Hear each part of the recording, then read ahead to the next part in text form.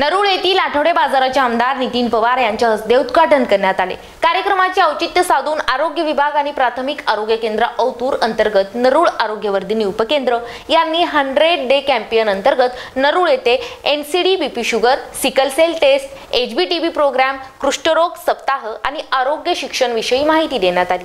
तसेच 153 ग्रामस्थांची तपासणी सुद्धा यावेळी करण्यात आली। त्यामध्ये उच्च रक्तदाब आणि शुगर रुग्णांचा मोफत उपचार सुद्धा यावेळी करण्यात आला। नरूळ येथील आठवडे बाजार हा तेथील शेतकरी, शेतमजूर नागरिकांना आणि आदिवासी बांधवांना रोजगार उपलब्ध होईल व भविष्यात याचा खूप मोठा फायदा होईल असे नितीन पवार यांनी यावेळी सांगितले। आमच्या नरूळ गावाची गेल्या वर्षाची प्रतीक्षा संपली तर सायंकाळी 4 वाजता बाजार भरणार असल्याचे नरूळ येथील उपसरपंच मुरलीधर ठाकरे यांनी यावेळी सांगितले। यावेळी आमदार नितीन भाऊ पवार, कळवण राष्ट्रवादी तालुका अध्यक्ष राजेंद्र भांबरे, रविकांत सोनवणे, सरपंच सुनदा गवळी, उपसरपंच मुरलीधर ठाकरे, ग्रामपंचायत सदस्य तसेच इतर मान्यवर उपस्थित होते। वार चक्रा मारतात, मात्र तरी देखील आपण आता ज्यावेळेस आपला राऊंड होईल तेव्हा आपण जाणार का त्या रस्त्याने?